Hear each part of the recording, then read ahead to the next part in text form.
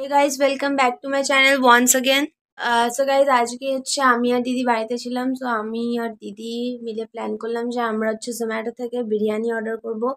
So হচ্ছে আমরা Calcutta eatery থেকে হচ্ছে বিরিয়ানিটা অর্ডার করে নিয়েছি আর এখন সেটা আমাদের কাছে চলে এসেছে। হচ্ছে প্যাকেজিং, এটা আমাদের এইভাবে আমাদেরকে দিয়েছে আর এর ভেতর থেকে আমরা আস্তে আস্তে বার করতে চলেছি।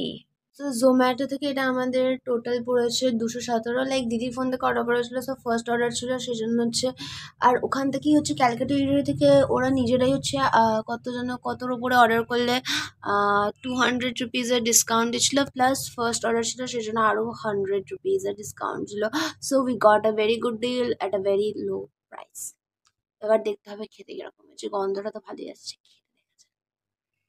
এর সাথে আমাদের একটা থ্যাংক ইউ কার্ড দিয়েছে আর মেনুর ইয়েটা দিয়েছে। দেখি কি কি মেনু, এটা দেখে কোনো লাভ নেই, বাট এটা হেভি সুন্দর দেখতে, এটা আমি রেখে দিচ্ছি। পরে আমার অর্ডার করার ইচ্ছা হলে আবার এখান থেকে অর্ডার করবো। ইয়েস, নাইস, অনেক মেনুজ আছে, এখন আমি দেখাতে পারছি না। দেখা যাক এটার মধ্যে কি আছে। এটার মধ্যে হেভি গন্ধ বেরোচ্ছিল, কিছু সুন্দরই জিনিস হবে নিশ্চয়ই, জানি না কি আছে, দেখা যাক। রায়তা, রায়তা আমি খাই না, এটা দই দিয়ে বানানো, ওই জন্য দইয়ের গন্ধ বেরোচ্ছে খুবই স্ট্রং। স্যালাড, এটা হচ্ছে আমার ফেভারিট। ওয়াও, প্যাকেজিংটা খুবই সুন্দর, দেখে মজা পেয়ে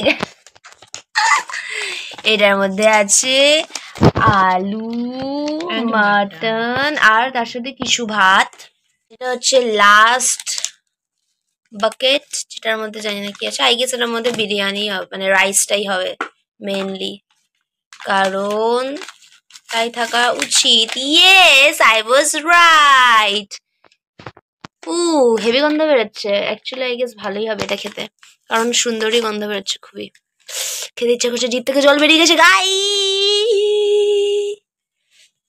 আমি তো খুবই এক্সাইটেড, কারণ অ্যাকচুয়ালি আমি বিরিয়ানি খেলে অলওয়েজ দাদা বৌদি থেকে খাই। আর লাইক আমি শুধু আরসালান থেকে একবার খেয়েছিলাম, আমার বন্ধুদের সাথে গেছিলাম তখন, কিন্তু এবার আমি খাচ্ছি ক্যালকাটা ইটারি থেকে। So I am very much excited to eat. আমি আরেকবারও খেয়েছিলাম হচ্ছে যখন আমি আমার দিদিদের ফ্রেন্ডসদের সাথে ঘুরতে গেছিলাম, তখন সেখানে লাঞ্চের জন্য আমরা গেছিলাম একটা রেস্টুরেন্টে, ঠিকঠাকই ছিল। একটা বড় বাটি নিয়েছে, অনেকটাই কোয়ান্টিটি, পুরোটা কেকে না। Never West a single drop of biryani rice.